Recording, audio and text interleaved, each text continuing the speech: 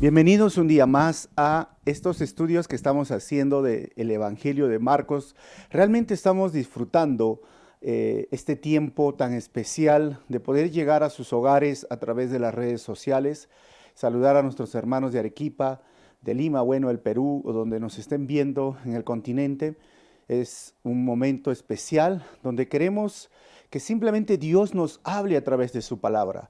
Por eso en Calvary Chapel vamos a estudiar siempre la Biblia versículo por versículo, capítulo por capítulo y libro por libro. Es decir, cada semana Dios trae el tema para enseñar. Hoy vamos a hablar un tema muy interesante. ¿Cómo es el cielo? ¿Qué va a haber en el cielo? ¿Cómo vamos a vivir en el cielo? Recuerden que los incas, que son nuestros antepasados, hablaban del Hanan Pacha, una vida más allá de la muerte. Es claro que los enterraban con alimentos como maíz, trigo, con ollas de comida, porque pensaban que en la otra vida lo iban a necesitar, con un tipo de armas y varias cosas que se podía ver en los descubrimientos que se han hecho de parte de los arqueólogos. Pero recuerden que ellos tenían una idea, una perspectiva del más allá que estaba basado siempre en la comida. Y es por eso que las tradiciones incas se decía que en noviembre más o menos era el día donde tenías que ir a la tumba de tu familiar muerto y llevarle la comida que tú o que esa persona le gustaba más. Si es un arequipeño, le tendrías que llevar su rocoto relleno.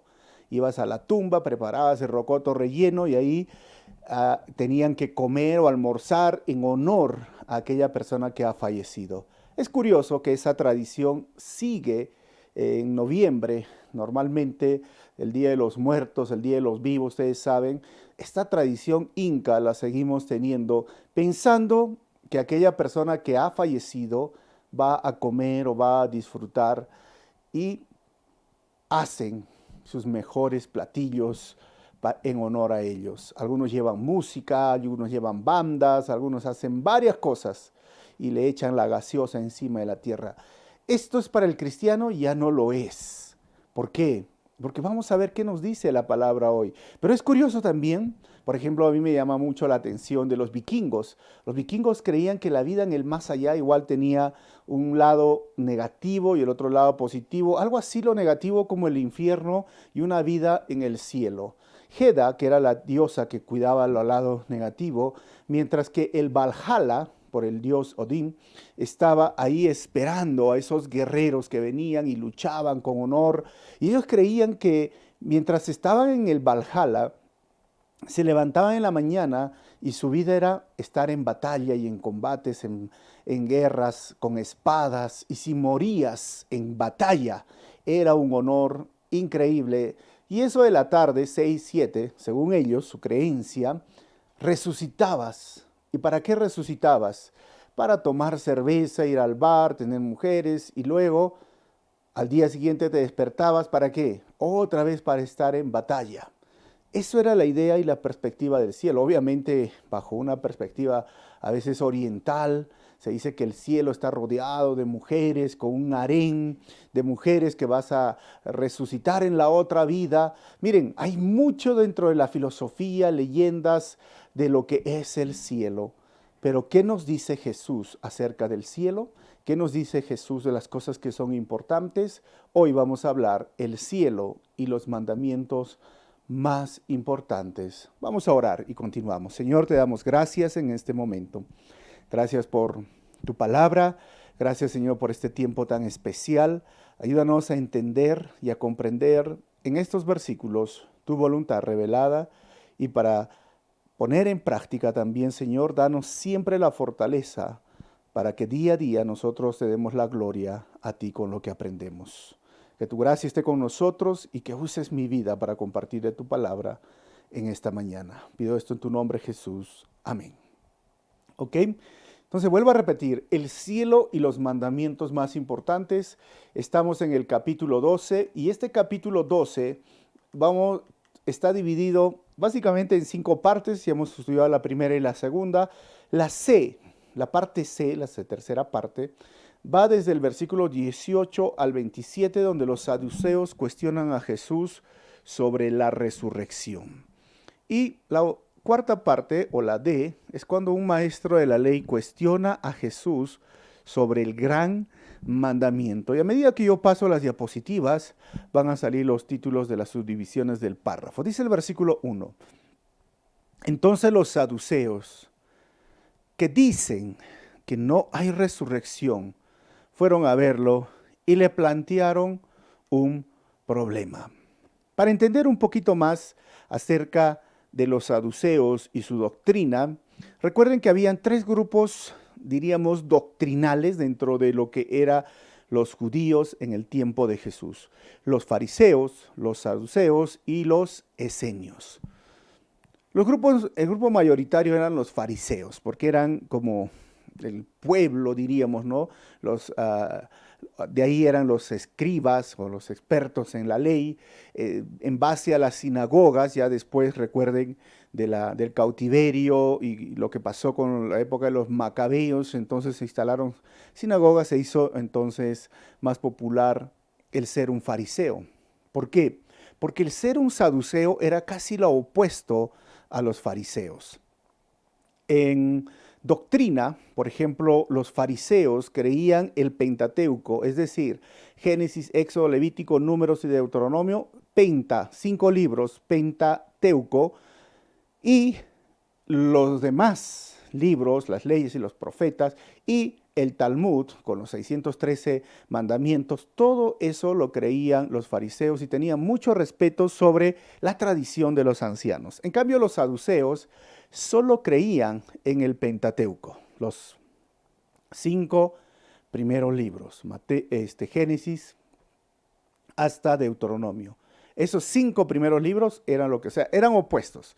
Mientras que los fariseos, que estaban en este lado, creían en la resurrección de los muertos, los saduceos no creían en la resurrección de los muertos. Mientras que los fariseos creían en los ángeles, inclusive ellos creían que fueron los ángeles que trajeron las tablas de los 10 mandamientos a Moisés. Los saduceos no creían en los ángeles. Los fariseos hablaban de una vida escatológica, de lo que iba a venir, de los años, de un reino milenial como esto. Los saduceos no creían en esto. Entonces, la otra diferencia es que los fariseos tenían, en su gran mayoría, que eran gente del pueblo, instruidos, preparados, y se sentían así como los separados, porque esa era su palabra.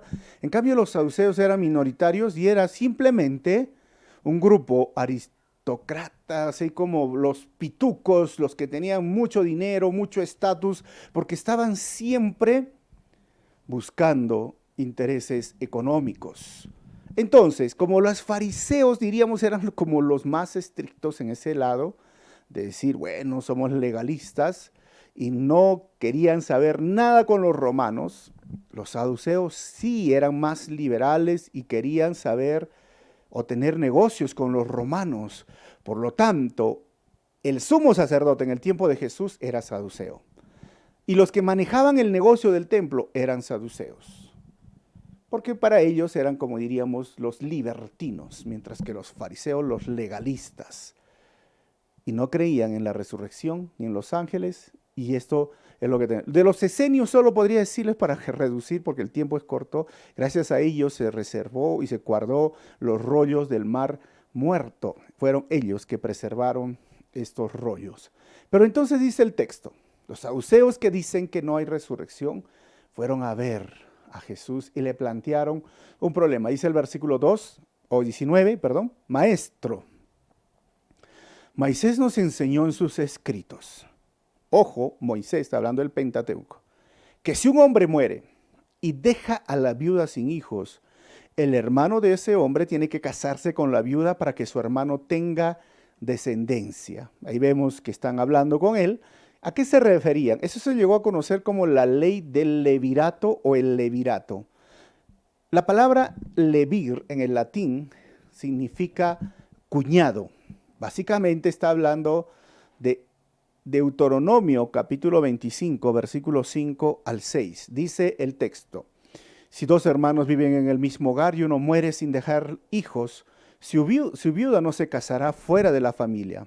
El hermano del esposo la tomará y se casará con ella para cumplir con su deber de cuñado. 6. El primer hijo que ella tenga, es decir, con el cuñado, llevará el nombre del hermano muerto, para que su nombre no desaparezca en Israel.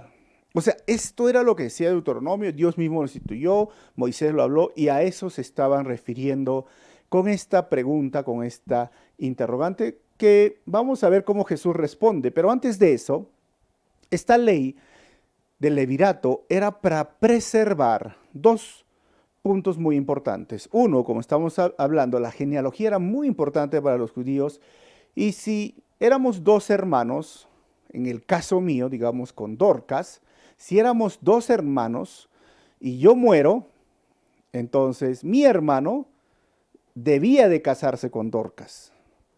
Y el primer hijo que tenga Dorcas, en mi caso, llevaría mi genealogía, mi nombre. O sea, esto era el asunto.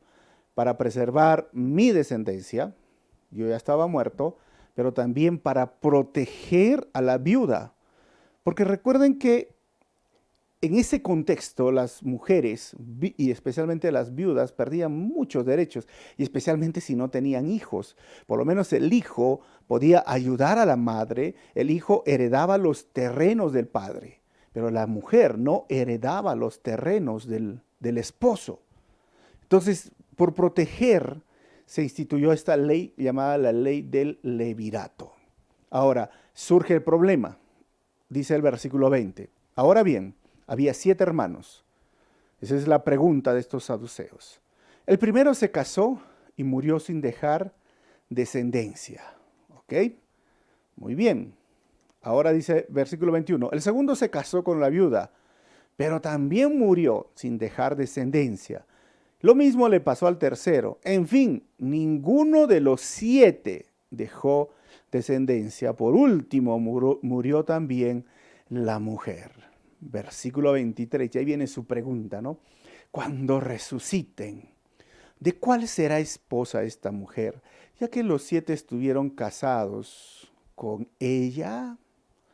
Yo me imagino ese momento, no tengo una foto ahí, pero es como que los saduceos habían discutido este tema con los fariseos, que recuerdan que los fariseos sí creían en la resurrección, sí creían en la parte escatológica, es decir, lo que viene después de la vida, el cielo y todo lo que va a venir, y sí creían en ángeles, sí creían, en cambio ellos no creían en esto. Entonces era como una pregunta así es como esas preguntas que muchas personas tienen debajo de la manga, ¿no? Tú estás hablando, mira, yo quiero hablarte de Dios y todo, y luego te sacan, ¿y quién creó a Dios?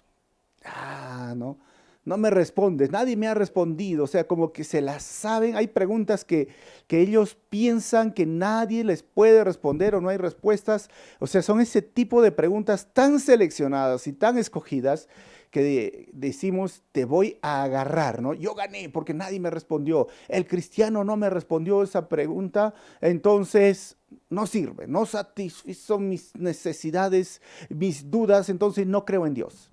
¿Y qué dudas tienes? Alguna persona dice, ¿existen los extraterrestres? Ya, si te respondo eso, ¿crees en Dios? No, me responderías, Dios es hombre, Dios mujer. Bueno, a ver, si te respondo eso, ¿creerías? Otra pregunta que tengo es, ¿Adán tenía ombligo o no tenía ombligo? No, porque yo siempre he pensado eso, ¿no? Si todos nacieron del vientre, le cortaron el ombligo, ¿tenía o no tenía ombligo? Ya, si te respondo eso, vas a creer en Dios.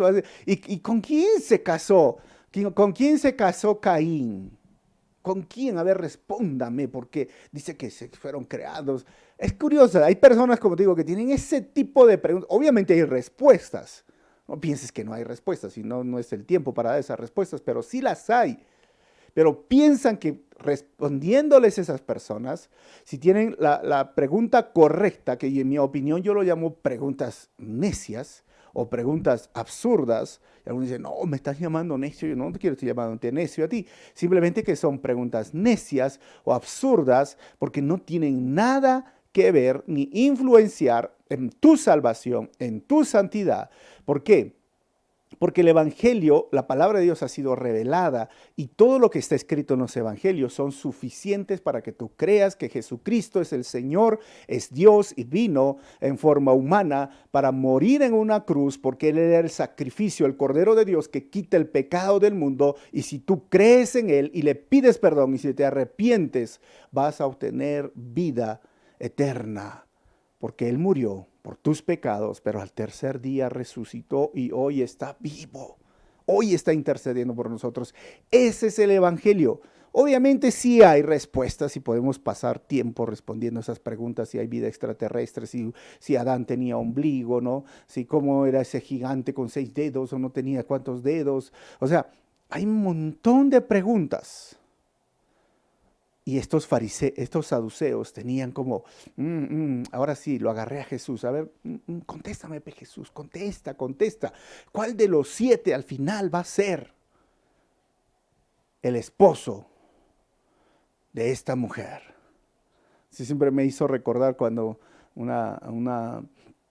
estaba enseñando en un taller de parejas y hablaba sobre este tema de la vida en el cielo. Si hay esposo y esposa en el cielo. Y vamos a ver cuál es la respuesta de Jesús. Y vamos a ver, yo te voy a decir la respuesta o ese evento que sucedió en un taller de parejas. Versículo 24 dice: ¿acaso no andan ustedes equivocados? Les replicó Jesús. Es que desconocen las escrituras y el poder de Dios. Miren lo que les dice Jesús. Ustedes están equivocados. Segundo, desconocen las escrituras. Tercero, desconocen el poder de Dios. En otras versiones dice ignoran, porque sabes que desconocer es ignorar. ¿Y qué diríamos más que una cachetada, no?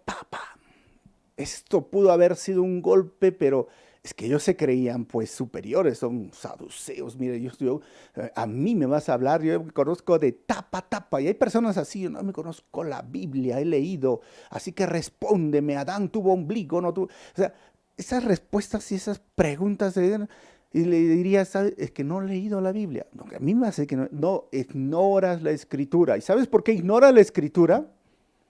Porque ignoras el poder de Dios. ¿Y sabes por qué desconoces la escritura? ¿No conoces? Porque no conoces el poder de Dios. Hermanos, amigos míos, conocer de la palabra de Dios es un asunto espiritual. Por eso Pablo decía que si una persona sin el Espíritu de Dios, sin haber nacido de nuevo, sin tener el Espíritu Santo en su vida, lee la Biblia, le va a parecer locura. Por eso hay tantos programas en la televisión que salen y se burlan de la ley, del libro de Levítico. Esas leyes son absurdas. Se mofan, se ríen de todas estas circunstancias porque no conocen las Escrituras y no conocen el poder de Dios. Y si tú quieres conocer las Escrituras, tienes que conocer el poder de Dios. Y esto se hace a través de, primeramente, reconocer a Jesús como tu Señor y Salvador. Ellos no lo hacían. Versículo 25, miren lo que dice Jesús. No conoces, ¿sabes por qué? Porque cuando resuciten los muertos, no se casarán, ni serán dados en casamiento, sino que serán como los ángeles que están en el cielo. No se casarán, dice hermanos, ni serán dados en casamiento. Es decir, en el cielo seremos, ¿qué? Solteros. ¿Por qué? Porque la soltería también es la voluntad de Dios para el ser humano. Y Jesús rompe varios esquemas y es por eso que digo, hay personas que enseñan la Biblia y no conocen, no han leído. Y acá rompe 2 esquemas, ¿no? Primero, el asunto de la soltería. Es que hay personas que siguen enseñando que en algún lugar del planeta está tu idóneo, está tu idónea. ¿Qué significa eso? Que Dios ha creado una persona perfecta para ti, con el cual tú te vas a casar y van a ser felices para siempre, como Shrek, ¿no? Y Fiona, ustedes van a ser felices para siempre. Esto no dice la Biblia, por si acaso. Este asunto de la idoneidad funciona en el matrimonio porque Dios le ha dado al hombre la capacidad de escoger. Al final tú escoges, hombre o mujer. Yo diría, al final, al final de los casos, es la mujer quien escoge con qué hombre se va a casar. Escúcheme, mujeres, al final tú decides. El hombre puede presionar, el hombre puede decirte, que tú dices te baja la luna, pero tú dices sí o no al final. Porque la mujer al final escoge.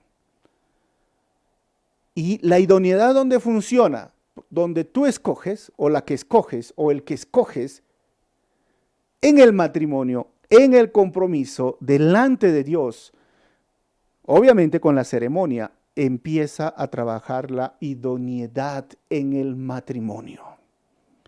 O sea, la idoneidad se cumple en el matrimonio, en base a lo que tú escoges, porque lo que tú escoges, Dios lo escoge en su soberanía. Y esto es algo muy interesante. Pero la voluntad de Dios también es que muchos vivan solteros. Y esto apunta a una vida escatológica. Y Jesús dijo, van a ser como los hombres, en el cielo no hay matrimonio. Por eso en ese taller, ¿se acuerdan que yo enseñaba en el cielo no va a haber matrimonio, en ese taller de parejas? Y un esposo agarró y le dijo, le dio un codazo a su esposa, ¿ves? Aquí se acaba todo, ¿no? Aquí. Así que en el cielo no quiero que me busquen ni me molestes, porque en el cielo no hay matrimonio. Algunos hombres, eso sucedió en un taller de parejas. Espero que no sea tu caso, ¿verdad? Pero la verdad es que, ¿qué está diciendo Jesús? Miren cómo Dios revela un poco del cielo. Hasta ahora quiero decirles que el cielo es algo como que no tenemos el 100% de la revelación de lo que va a suceder. Tenemos, diríamos, algunos detalles, y este es un detalle muy interesante. ¿Qué significa? Que la familia no va a ser tan relevante como lo es aquí en la tierra. Por eso hay personas que aún dicen, ¿no? O sea, nosotros vamos a estar conscientes o nos van a borrar el chip cuando vayamos al cielo. Yo les digo, sí, no creo, porque nuestras emociones van a estar ahí, sino que va a cambiar mucho en nuestro estado de conocer o desconocer acerca de las cosas que hoy estamos viviendo, porque Pablo dice, en parte conocemos, en parte profetizamos, pero cuando venga lo perfecto voy a conocer tal como es. Eso lo dice en Corintios. Es decir, si mi esposa y si yo no voy a ser casado, entonces, porque cada uno dice, y si no veo a mi esposa voy a estar triste. Bueno, la verdad es que no hay relaciones familiares. Los ángeles no tienen hijos. O sea, tú no vas a tener hijos, no hay familia, no hay papá, no hay mamá. Todos somos hijos o hijas de Dios. Esto es lo que está diciendo Jesucristo. Y no siempre los seres humanos se van a casar. Los solteros también son parte. La soltería es parte de la voluntad de Dios. Y así que escúchame, si tú estás soltero y estás escuchando esta enseñanza, no te sientas mal. Y hay que educar a la iglesia, ¿no? A que cuando uno está soltero, pues no lo presionen, porque hay personas que apenas, ¿no? A la soltera de la iglesia, el soltero de la iglesia, lo están presionando. A mí me gusta bromear, pero yo tengo esta perspectiva doctrinal, ¿no? Pero a veces personas así, ¿no? Entra una persona y ya está, ya llegó, se te va el último coche del tren, ya atrápalo de una vez, pensando que ser soltero es algo negativo, es algo que está fuera de la voluntad de Dios. La verdad es que entiende, es la voluntad de Dios la vida de solteros. Pablo fue soltero. Algunos dicen, pero es que de repente estuvo casado. Sí, pero no se sabe, la Biblia lo menciona que es soltero. Jesús, nuestro Señor, fue soltero. Entonces, porque algunos dicen, no, si no estás casado, estás incompleto. Y entonces Jesús no estaba completo siendo soltero. Porque la verdad es que tú eres completo en Cristo, en tu relación con Cristo. Si tú no eres feliz siendo soltero con Cristo, en tu relación personal con Él, créeme que casarte no soluciona ese problema de la infelicidad, ni menos de la soledad. Necesitamos entender esto desde una perspectiva de lo que Jesús nos está enseñando el día de hoy. Es decir, no podremos llevarnos al cielo nuestras relaciones familiares o amicales. Esto es lo que está diciendo Jesús. Recuerden que los saduceos negaban la existencia tanto de los ángeles como de la resurrección. Así que les cambia el chip. Esta pregunta que todos estos saduceos seguramente les habían dicho a los fariseos, sus oponentes, y nadie les pudo responder. Jesús le dice, ignoran, desconocen, el cielo no es así. Miren el versículo 26. Pero en cuanto a que los muertos resucitan, ¿no han leído en el libro de Moisés, en el pasaje sobre la zarza, como les dijo, yo soy el Dios de Abraham, de Isaac y de Jacob? ¿Qué? Sí.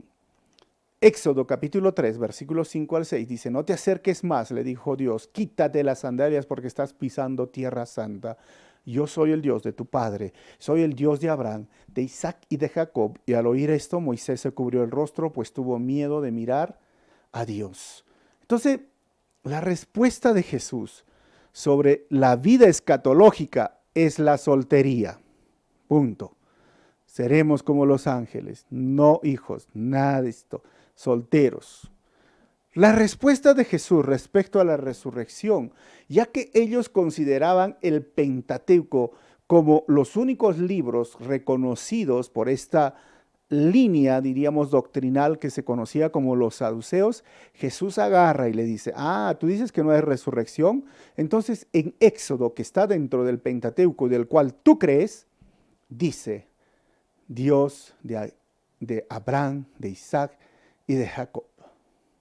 O sea, que dice el versículo 27, Él no es Dios de muertos, sino de vivos. Ustedes andan muy equivocados. O sea, esta frase, hermanos, debes guardártela. Dios es Dios de vivos, no es Dios de muertos. ¿Y cómo vamos a resucitar? Algunas personas se preguntarán. Yo ya les he dicho muchas veces, vamos a tener un cambio en nuestro ADN, pero no vamos a cambiar de ADN. Vuelvo a repetir, vamos a tener cambio en nuestro ADN, pero no vamos a cambiar de ADN. En la transfiguración se apareció Moisés y Elías, y los podían reconocer, y Moisés, que representaba toda la ley, y Elías los profetas, obviamente tenían memoria.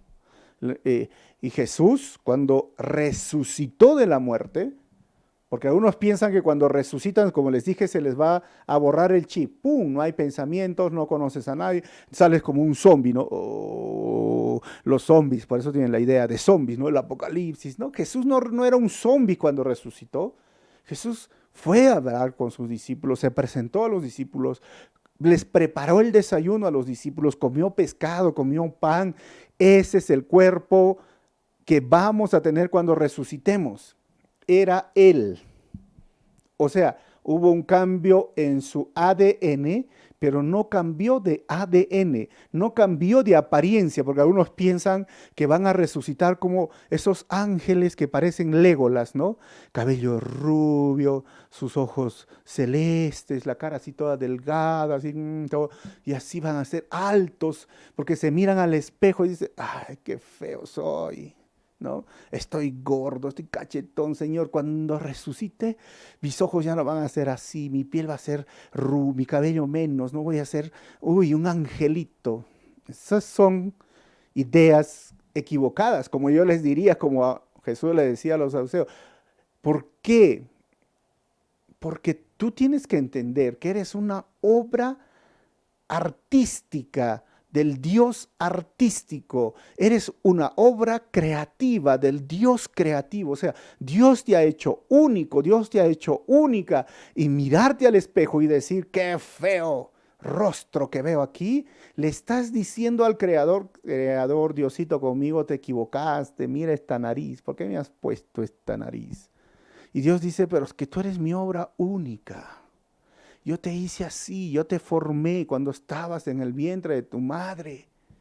Yo te hice porque eres especial, porque eres único, porque eres única.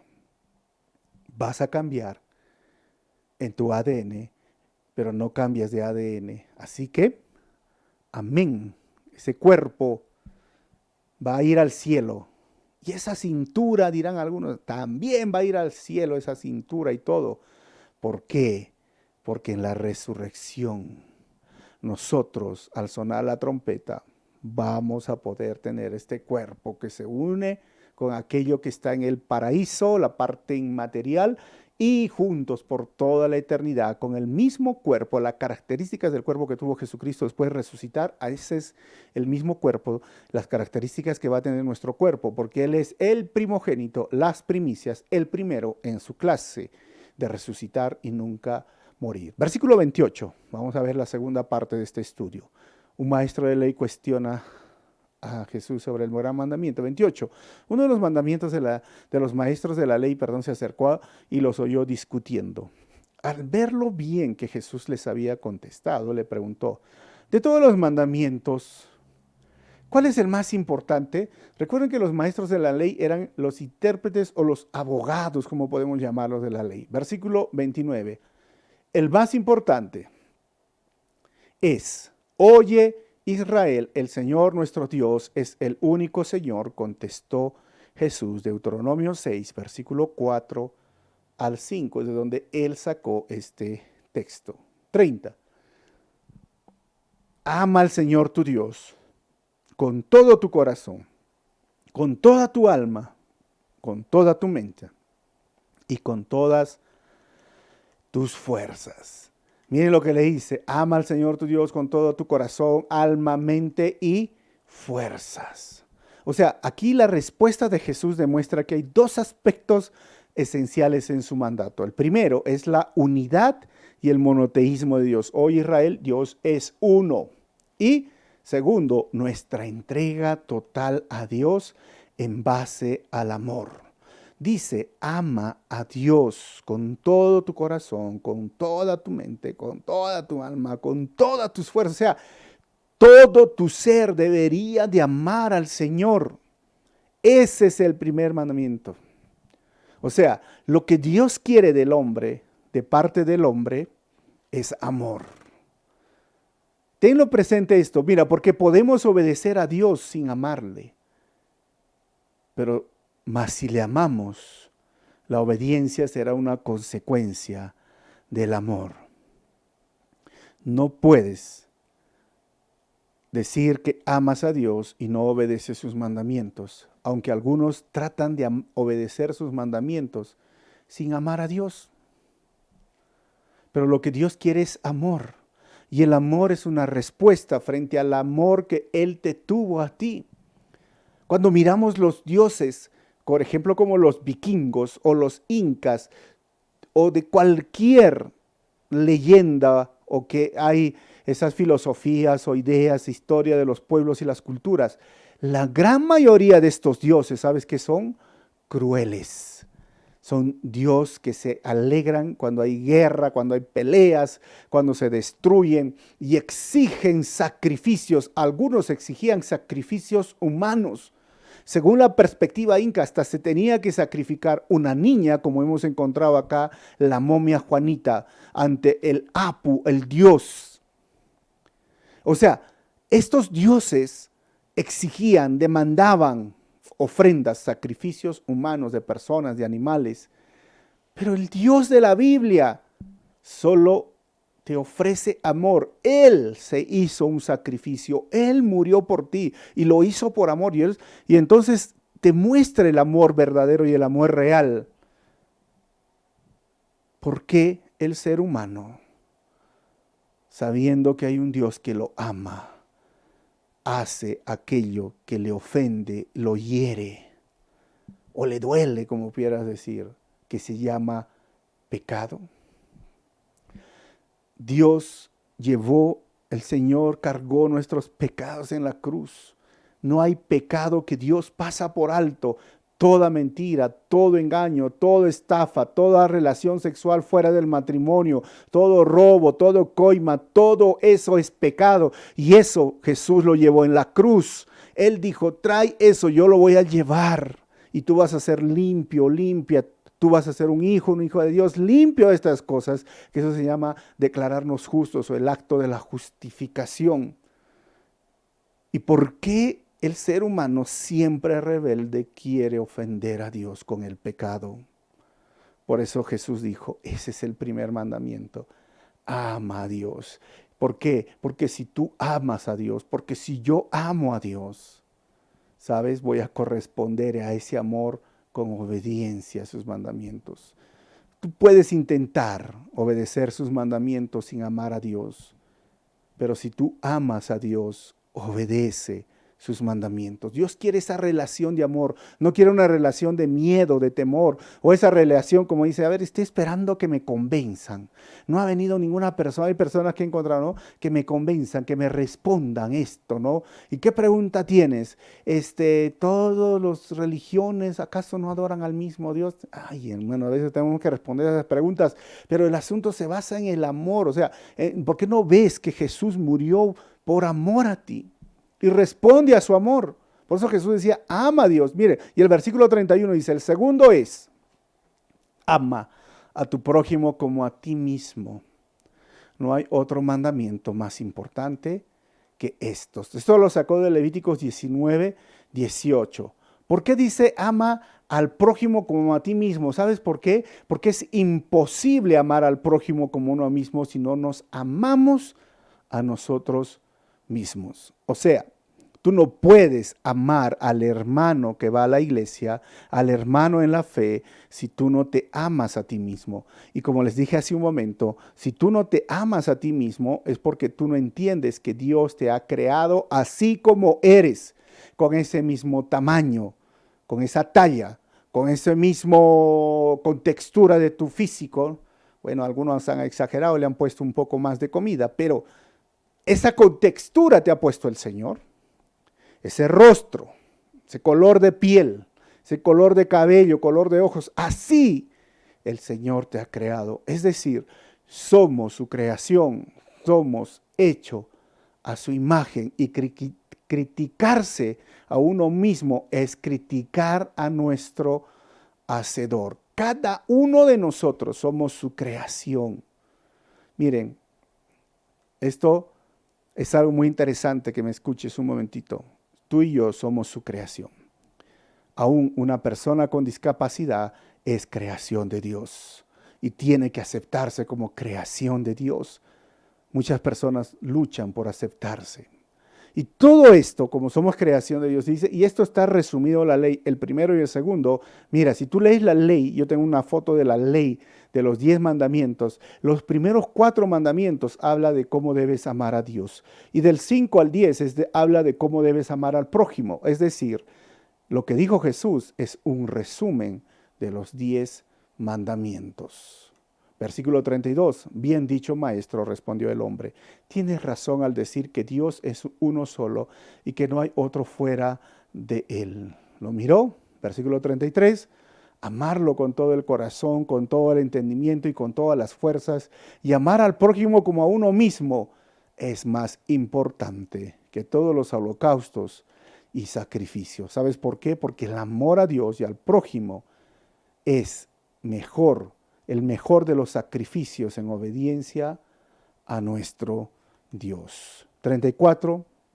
Al ver Jesús que había respondido con inteligencia, le dijo, no estás lejos del reino de Dios. Y desde entonces nadie se atrevió a hacerle más preguntas. Voy a terminar con 4 conclusiones. Pero recuerda que el ser humano es creado a imagen y semejanza de Dios. Por eso dice en Génesis 1, Dios creó al hombre y a la mujer a imagen y semejanza de Dios. Esto le da dignidad. Tanto al hombre como a la mujer somos iguales delante de Dios. Porque hay personas que piensan que las mujeres son menos, o hay mujeres que piensan que los hombres son menos. No, todos somos iguales, pero también con las personas con una discapacidad. Hay personas que han nacido con una discapacidad y entonces algunos piensan que son menos. No, son iguales, son imagen de Dios. Cuando tú tengas este pensamiento, vas a amar a tu prójimo como a ti mismo, pero no puedes amar a tu prójimo como a ti mismo si tú te miras al espejo y dices, Ay, qué feo soy, ni yo sirvo a esta nariz. Entonces, ¿cómo podrías amar a una persona con una discapacidad? Por ejemplo, si tiene autismo, si tiene un síndrome de Down o si tiene una parálisis, tú lo vas a ver como, ¿estos qué hacen aquí? Porque tú no te amas. Y si tú tratas así a las personas es porque tú no te amas a ti mismo. Y eso es lo que tú tienes que solucionar con Dios. Y si tú piensas que una mujer, si tú eres varón y piensas que una mujer es menos, porque tú no te amas a ti mismo. Amar al prójimo como a ti mismo. 4 conclusiones. Primero, desconocer o ignorar de la Biblia no está mal, pero pretender que sabes de la Biblia sin estudiarla te puede llevar a ignorar la salvación ofrecida por Dios para la salvación. Número 2, la soltería también es la voluntad de Dios y nos lleva a una vida escatológica. Ahí debe decir nos lleva, me comí una letra, y nos lleva a una vida escatológica. Número 3, puedes obedecer a Dios sin amarlo, pero si lo amas, debes de obedecer sus mandamientos. 4, toda persona ha sido creado a imagen de Dios. Por lo tanto, en Dios tenemos dignidad y somos únicos. En Cristo no existe el clasismo, el sexismo, la xenofobia, no existe. En Cristo somos uno y tenemos dignidad. Todo ser humano tiene dignidad porque es creado a imagen y semejanza. ¿Tienes problemas con tu estima? Te miras al espejo y dices, ¿se equivocaste Dios? Deberías pedirle perdón hoy día y acéptate. Recuerda que eres parte de esa creación, eres alguien único, único en tu huella digital, único en tu ADN. Eso no te hace entender que eres único, que eres única. Pídele perdón a Dios y dile, Señor, gracias porque me has hecho así. Y si has estado menospreciando a otro ser humano, recuerda que estás menospreciando la imagen de Dios en ese ser humano. Vamos a orar. Señor, te doy gracias. Una vez más porque en ti somos desafiados. A veces nuestra perspectiva del cielo, de la resurrección, de la vida eterna estaba errada, pero tú nos corriges en base a tu palabra. Y aún nuestra perspectiva de nuestro amor a ti, de nuestra devoción. A veces, Señor, es triste que muchas personas ponen a su pareja en primer lugar y se olvidan de ti, desobedecen tu palabra, desobedecen tus mandamientos, ponen aún el dinero o su trabajo encima de ti y ya no te están amando a ti sobre todas las cosas, con toda su mente, con todo su corazón, su alma. Y es triste también encontrar, Señor, personas que se sienten superiores a otros, sean hombres o mujeres, o superiores a una persona con una discapacidad. En Cristo todos somos iguales. Y en Cristo, en ti, Señor, somos un pueblo. Y tú nos has creado de forma única y especial. Y por eso estoy agradecido, Señor, de la forma en que me has hecho. Porque esta forma la tendré cuando resucite, cuando sea el final de los tiempos. Gracias, Señor, por esta palabra de reconciliación que tú nos das hoy. En tu nombre, Jesús, oramos así. Amén. Dios te bendiga. Si este mensaje ha sido de bendición, no te olvides compartir a tus amigos por las redes sociales y para ser parte de lo que Dios está haciendo en Calvary Chapel aquí en Arequipa. Ahí va a salir una cuenta para que tú puedas dejar tus ofrendas o tus diezmos de forma voluntaria, pero recuerda que Dios bendice al que da con alegría. Nos vemos.